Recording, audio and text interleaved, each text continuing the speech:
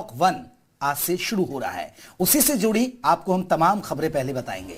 देश में आज से अनलॉक 1 की शुरुआत हो रही है। आज से लोग कहीं भी आ जा सकते हैं। आज से केवल कंटेनमेंट जोन में ही पाबंदियां लागू होंगी, वहीं केवल जरूरी सेवाओं को ही मंजूरी दी जाएगी। देश में रात 9 बजे से सुबह 5 बजे तक कर्फ्यू लागू रहेगा। केंद्र सरकार ने लॉकडाउन तय करने का अधिकार राज्यों पर छोड़ दिया है। वो जरूरत पड़ने पर कंटेनमेंट जोन के बाहर भी पाबंदियां लगा सकते हैं या नहीं, यही कंटेनमेंट जोन तय करने का अधिकार भी राज्यों को ही दे दिया गया है। अनलॉक 1 के पहले चरण में कंटेनमेंट जोन के बाहर धीरे धीरे पाबंदियां हटाई जाएंगी। 8 जून से धार्मिक स्थल, होटल, मॉल्स और रेस्टोरेंट खोले जाएंगे। केंद्र सरकार ने 65 साल से ज्यादा उम्र के बुजुर्गों, 10 साल से कम उम्र के बच्चों और गर्भवती महिलाओं को कम से कम घर से निकलने की सलाह दी है। तो देश में आज से अनलॉक 1 लागू हो गया है। 8 जून से धार्मिक स्थल, होटल्स और मॉल खुलेंगे, लेकिन शर्तों के साथ।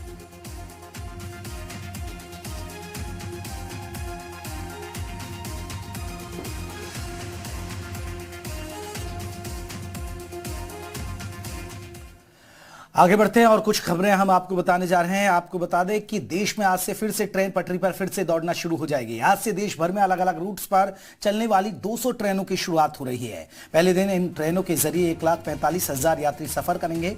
नई दिल्ली रेलवे स्टेशन से पहली ट्रेन दोपहर 2:30 बजे ऊना जन शताब्दी है। वहीं सुबह 11:30 बजे आपको बता दें देहरादून जन शताब्दी दिल्ली पहुंचने वाली पहली ट्रेन होगी। यात्रियों को रेलवे की गाइडलाइन का हर हाल में पालन करना होगा। किसी भी यात्री का बीच के सफर में टिकट नहीं बनाया जा सकेगा। सफर के दौरान बिस्तर, खाना, पानी, कैटरिंग की सुविधा नहीं दी जाएगी। हालांकि यात्री खाना पीने का अपना ही सामान साथ ले जा सकते हैं। रेलवे स्टेशन पर यात्रियों की थर्मल स्क्रीनिंग की जाएगी, जिस वजह से यात्रियों को ट्रेन के टाइम से 1.5 घंटे पहले रेलवे स्टेशन पर पहुंचना पड़ेगा। तो आज से पटरी पर दौड़ेंगी 200 ट्रेनें। हालांकि आपको खाने पीने का सामान खुद लेकर जाना पड़ेगा। आपको ट्रेन में इस तरह की कोई सुविधा नहीं होगी। एहतियातन यह कदम उठाया गया है।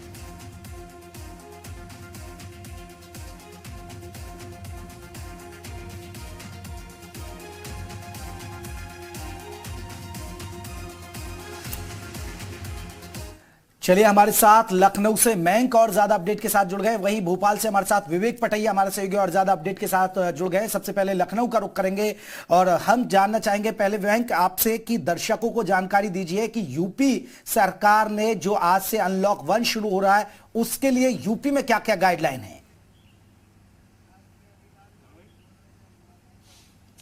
और देखिए 4 लॉकडाउन देखने के बाद आज पहला अनलॉक जो है वो पब्लिक को देखने को मिलेगा। 25 करोड़ की जनता वाला राज्य उत्तर प्रदेश और निश्चित तौर पे सरकार के सामने कई सारी बड़ी चुनौतियां हैं अभी भी, क्योंकि कोरोना का जो असर है वो धीरे धीरे पीक पे आ रहा है। इसके बीच में जो अनलॉक 1 की घोषणा की गई है, इसके लिए तमाम सारी जो एक्सरसाइज हैं वो पहले से ही कर ली गई थी और यही वजह है कि आज से पूरे प्रदेश में जो इंटर स्टेट बसें हैं वो खोली जा रही हैं। जो सिटी बसें हैं वो भी खोली जाएंगी कि ताकि लोगों का जो मूवमेंट है उसमें आसानी हो सके। हालांकि अभी जो धार्मिक स्थल हैं और जो मॉल हैं उनको 8 जून से खोला जाएगा। इस बीच जो टैक्सी और कैब हैं उनका भी आज से संचालन शुरू किया जा रहा है। जो छोटे बाजार हैं, बड़े मार्केट हैं, उनको धीरे धीरे खोलने की सारी एक्सरसाइज पूरी कर ली गई है। चूंकि आज पहला दिन है, निश्चित तौर पे जयप्रकाश ये देखना होगा कि आज किस तरह से लोग बाहर निकल के सामने आते हैं। और आज से जो सरकारी दफ्तर हैं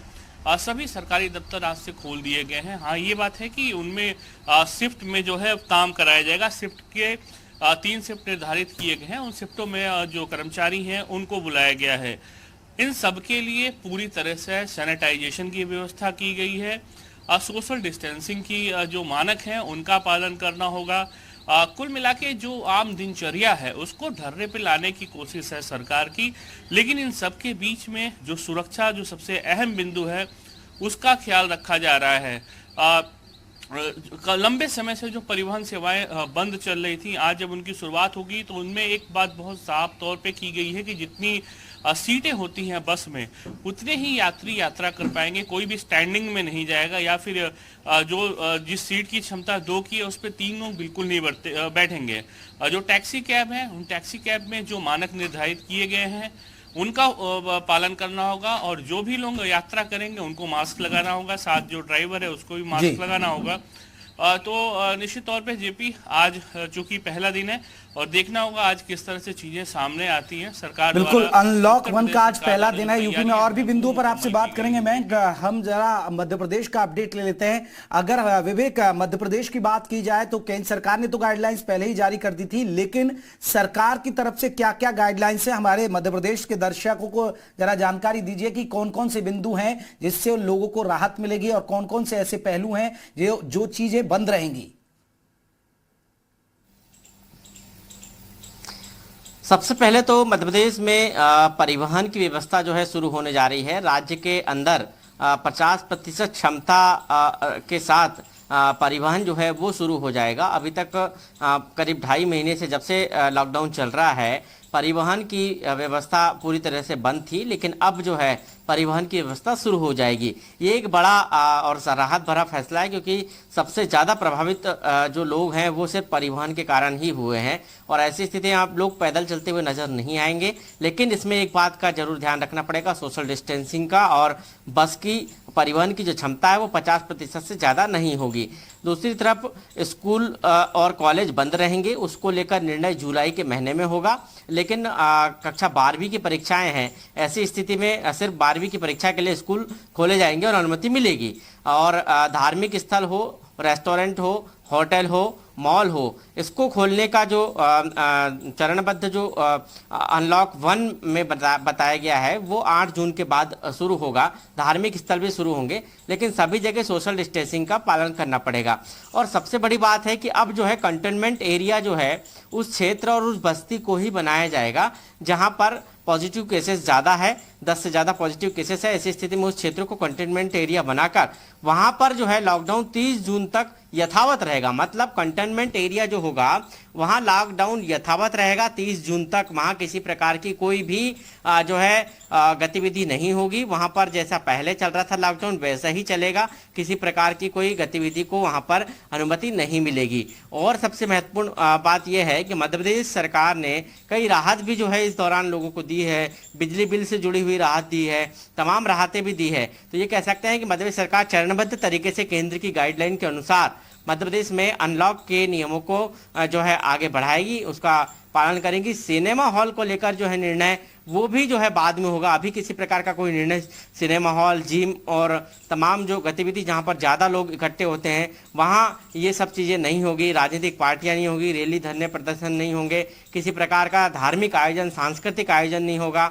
तो ये कह सकते हैं बाजार खुलने का भी जो है सरकार ने गाइडलाइन जारी कर दी है कि बाजार कैसे खुलेंगे। 1/3 बाजार जो है खुलेंगे कंटेनमेंट एरिया जहां पर ज़्यादा पेशेंट है, ऐसे क्षेत्रों में, नगरीय क्षेत्रों में। तो ये तमाम गाइडलाइन जो है सरकार की तरफ से अब जारी हो चुकी है। और ऐसी स्थिति में जब ये सारी चीज़ें खोली जा रही है, जब मार्केट खोले जा रहे हैं, सारी गतिविधियां शुरू हो रही है, आर्थिक गतिविधियां शुरू हो रही है, ऐसी स्थिति में हम लोगों को अपील करते हैं कि वो सोशल डिस्टेंसिंग का पालन करें, मास्क पहनकर निकले, अपना बचाव करें। किसी भी प्रकार की जो या सर्दी, जुकाम, खांसी, फीवर की स्थिति में घर में ही रहें। बिल्कुल, सोशल डिस्टेंसिंग बहुत जरूरी है और तभी भाग न ले, कंट्रोल में रह सकती है। विवेक, हम लौटेंगे आपके पास।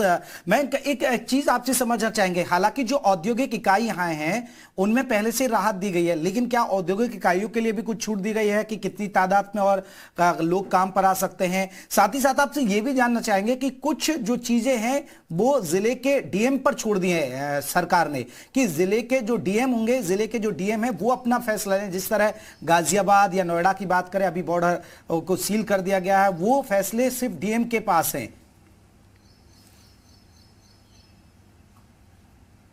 देखिए जयप्रकाश, जहां तक औद्योगिक इकाइयों की बात है तो सरकार ने इसको लेके पहले से ही, आपको याद होगा जब प्रवासी श्रमिकों के आने का जो क्रम शुरू हुआ था प्रदेश में और बड़ी संख्या में लगातार जो श्रमिक हैं वो आ रहे थे, सरकार ने उसी दौरान औद्योगिक इकाइयों को खोलने की कवायद शुरू कर दी थी। और इस कवायद के पीछे मकसद ये था कि जो ये श्रमिक आ रहे हैं उनको रोजगार दिया जा सके।